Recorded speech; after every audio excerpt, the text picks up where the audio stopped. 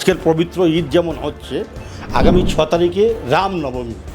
আমার বাড়িতে দেখবেন আমার বিভিন্ন রাজ্যের বিভিন্ন লিডার, আমার নেতৃত্ববর্গ তারা আসছেন।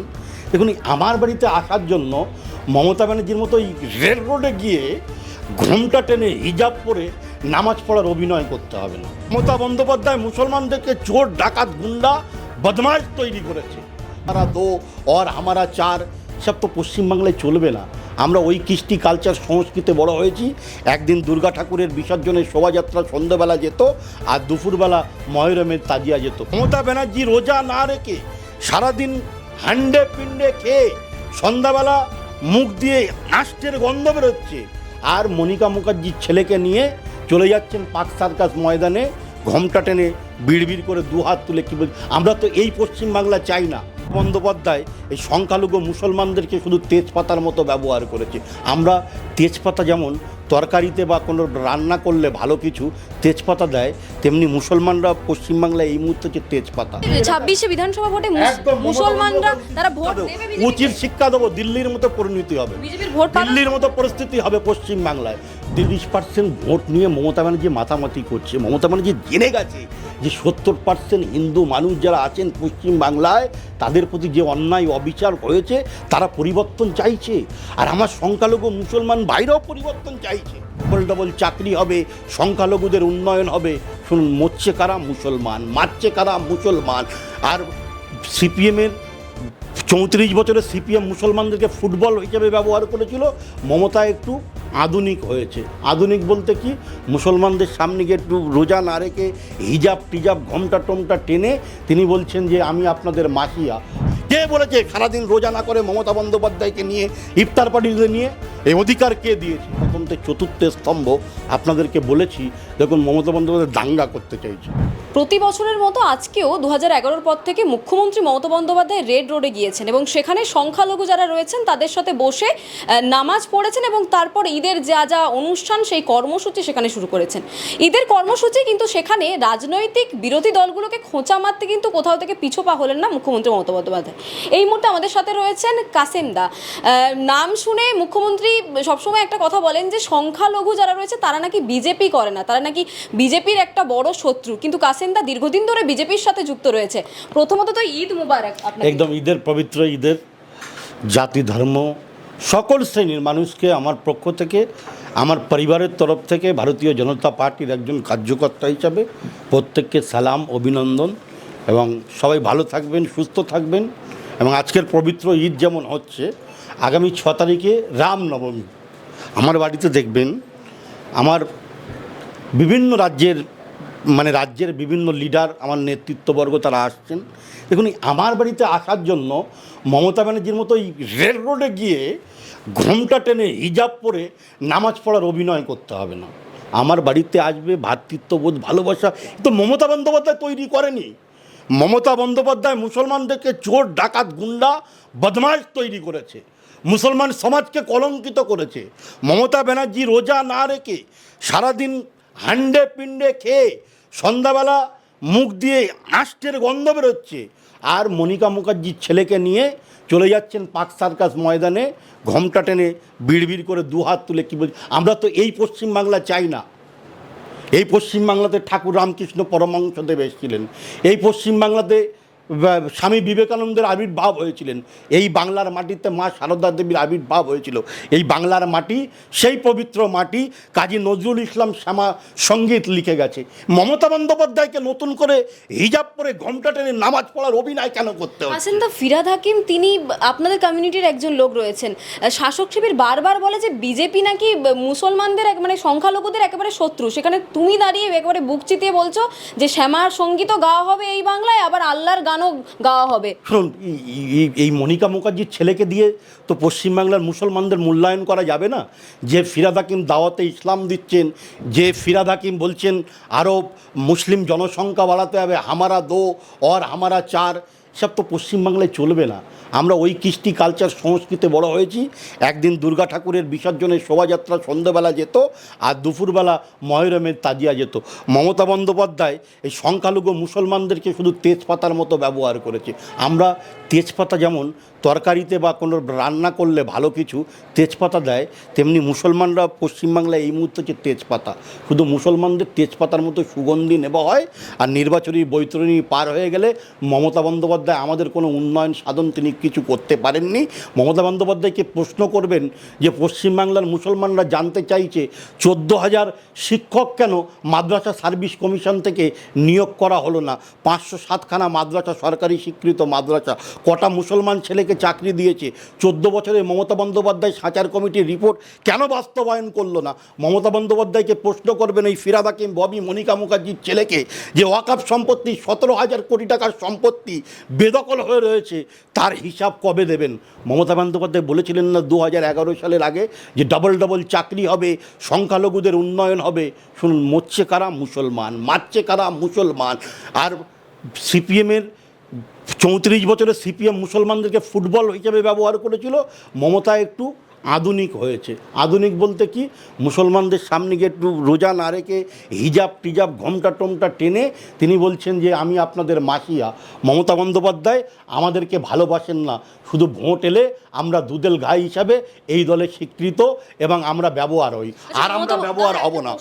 মমতা বন্দ্যোপাধ্যায় আজকে ঈদের জন্য যখন নিজের বক্তৃতা রাখছিলেন রেড রোডে, সেখানে তিনি বলেছেন যে বিজেপি ষড়যন্ত্র করছে এবং এই ষড়যন্ত্রে যাতে পা না দেয়। আচ্ছা শুনুন, একটা কথা বলি, মমতা বন্দ্যোপাধ্যায়কে এই অধিকারটা কে দিয়েছে?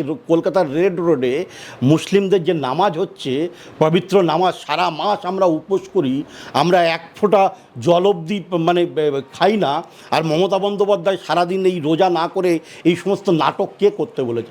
আসলে মমতা বন্দ্যোপাধ্যায় বুঝে গেছেন যে 70% হিন্দু ভোট তাদের সঙ্গে নেই, মাত্র 30 থেকে 34% মুসলিম ভোটকে মমতা ব্যানার্জি পুঁজি করে মার দাঙ্গা এলাকায় তহস্ত করে মমতা বন্দ্যোপাধ্যায় ফের ক্ষমতায় আসতে চাইছেন। আচ্ছা, মমতা ব্যানার্জিকে জিজ্ঞেস করবেন তো যে মমতা বন্দ্যোপাধ্যায় একটা সময় এই অটল বিহারী বাজপেয়ীর হাত ধরে পশ্চিমবাংলায় এসেছিলেন। আমরা শুনুন, এই যাদের কথা মমতা বন্দ্যোপাধ্যায় বলছেন, এরা তো ইন্ডিজোদের শরিক। এরা দিনের বেলা আমাদের বিরোধিতা করবে, রাতের বেলায় মমতা বন্দ্যোপাধ্যায়ের সঙ্গে এরা ডিনারে বসবেন, এরা চা কফি খাবেন, আর যখন ভোট নির্বাচনী আসবে তখন বলবে নো ভোট টু বিজেপি। কেন? এদের বিশ্বাস করবেন না। আমরা চাই পশ্চিমবাংলায় সকলের জন্য উন্নয়ন হোক। কি হিন্দু বিজেপি করেন, একজন সংখ্যালঘু হয়ে বিজেপি করেন, তো আমার সমাজ, আমার কমিউনিটি আমাকে সমর্থন করছে। এই আপনি 26 বিধানসভা ভোটে মুসলমানরা তারা ভোট দেবে, উচিত শিক্ষা দেবো, দিল্লির মতো পরিণতি হবে, দিল্লির মতো পরিস্থিতি হবে পশ্চিমবাংলায়। দিল্লিতে 27 বছর পরে যদি বিজেপি ক্ষমতায় আসতে পারে, পশ্চিমবাংলায় এই সরকারটাকে, এই লিমিটেড কোম্পানিকে আমরা উৎখাত করব। আমরা ওদের আর ব্যবহার হতে চাই না, আমরা তেজপাতা বা ফুটবল হতে চাই না। ভাই পরিষ্কার কথা, আমাদের উন্নয়ন দাও, আমাদের সঙ্গে যারা থাকবে আমরা তাদের সঙ্গে আছি। আজকে নরেন্দ্র মোদীর যে উন্নয়ন শুধু হিন্দুদের জন্য হয়েছে, সেই উন্নয়ন গোটা ভারতবর্ষে হিন্দু মুসলমান সকল শ্রেণীর সকল মানুষের জন্য হয়েছে। কেন এমন কথা বলছেন? ফিরাদ হাকিম আপনাদের কমিউনিটি, তিনি বলছেন যে মিনি পাকিস্তান। আরে ভাই, আমি তো মনিকা মুখার্জির ছেলে নয়, আমি কাশেম আলী, আমার বাবার নাম হাজি আব্দুল রহিম, আমি তো মনিকা মুখার্জির ছেলে নয়। তা আমাকে নতুন করে পরীক্ষা দিতে হবে না। ফিরাদ হাকিমের থেকে কে মুসলমান আর কে মুসলমান না, সেই শিক্ষা আমরা, সার্টিফিকেট আমরা নিতে চাই না। আপনার ধর্ম আমাকে বলেছে যে শিবের মাথায় জল ঢেলতে? ইসলাম বলছে লাকুম দীনুকুম ওয়ালিয়া দিন। আপনি আপনার ধর্মের প্রতি যতটা শ্রদ্ধাশীল, তার থেকে বেশি শ্রদ্ধাশীল হও অন্যের ধর্মের প্রতি। কে মনিকা মুখার্জির ছেলেকে বলেছে শিবের মাথায় জল ঢেলতে? কে বলেছে সারাদিন রোজা না করে মমতা বন্দ্যোপাধ্যায়কে নিয়ে ইফতার পার্টিতে নিয়ে? এই অধিকার কে দিয়েছে? মমতা বন্দ্যোপাধ্যায় মুসলমান সমাজকে কলঙ্কিত করেছে, আমাদের চোর ডাকাত গুন্ডা বদমাশ তৈরি করেছে, আমাদের জন্য কিছু করেনি। এই যে মমতা বন্দ্যোপাধ্যায় আপনি বললেন যে খেয়ে গিয়ে তিনি ইফতারি করছেন, ইসলাম ধর্মে তো বেশ কিছু ইসলামকে অবমাননা করছেন।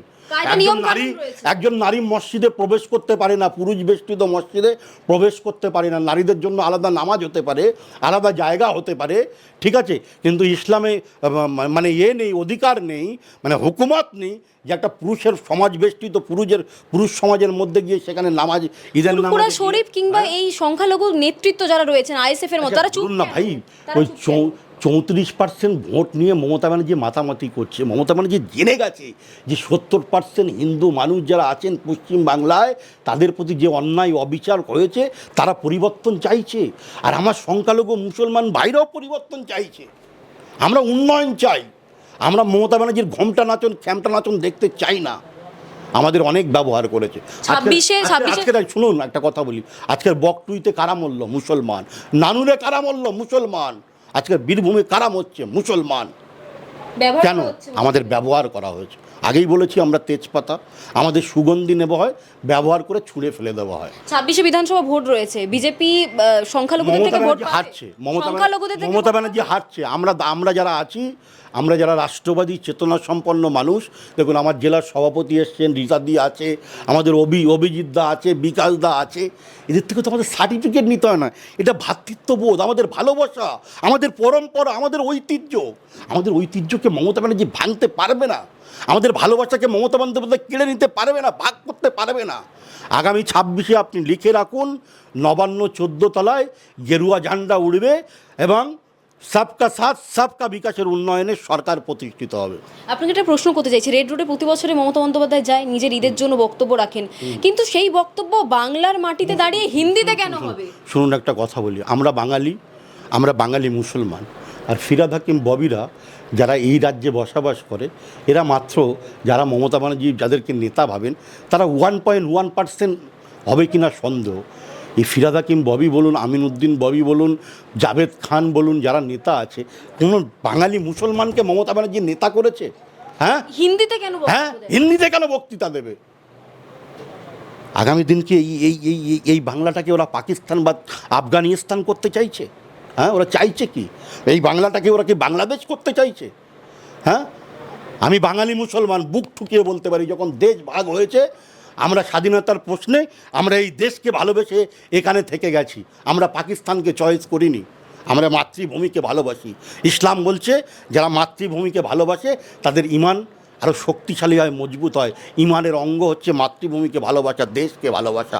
আর মমতা বন্দ্যোপাধ্যায় এই রামনবমীর আগে, ঈদের আগে যে আজকের এই রেড রোডে গিয়ে নাচন কোচন করে এসছে, দেখবেন আমি সন্দেহ প্রকাশ করেছি, আমি বিভিন্ন সংবাদ মাধ্যমে আপনারা গণতন্ত্রের চতুর্থ স্তম্ভ আপনাদেরকে বলেছি, দেখুন মমতা বন্দ্যোপাধ্যায় দাঙ্গা করতে চাইছে। আমি দায়িত্ব নিয়ে বলছি, দাঙ্গা করতে চাইছে। সংখ্যালঘু সমাজ প্রতিবাদ করবে, কারণ বাংলার মাটি দাঁড়িয়ে আমরা দেখুন, আমরা মমতা ব্যানার্জির কথায় আমরা আর করব না। আমরা বললেন যে একটা দল রয়েছে, দল আমাদের ঘরের ছেলেমেয়েরা চাকরি পাক, আমাদের ঘরের ছেলেমেয়েরা জেল কাটবে কেন? আমাদেরও তো একটা বারাসাত জেলা পরিষদ ভবনে ঝাড়ুদারের চাকরি করার অধিকার আমাদের ছেলে মেয়েদের আছে। আমাদের ঘরের থেকে আইএস আইপিএস হোক, আমাদের ঘর থেকে ডাক্তার হোক। আমাদের প্রধানমন্ত্রী নরেন্দ্র মোদী বলছে এক হাতে থাকবে কম্পিউটার, অন্য হাতে থাকবে কোরআন। আজকে ঈদে ইকরা বিস্মি রব্বি কালাজি খালাক পড়ো, জাতিকে সচেতন করো, আর অন্য হাতে থাকবে কম্পিউটার। রাজ্যে রামনবমীর মিছিল হবে, আমি তো হাঁটবো। আমার যারা হিন্দু ভাইরা আমার সাথে এসছেন, আজকের আমার সম্মান প্রদর্শন করেছে, আমি রামনবমীর মিছিলে হাঁটবো। আমি আমাদের বসিরহাটের জেলার সভাপতি আছে, কল্যাণদাদের মিছিলে আমি হাঁটবো।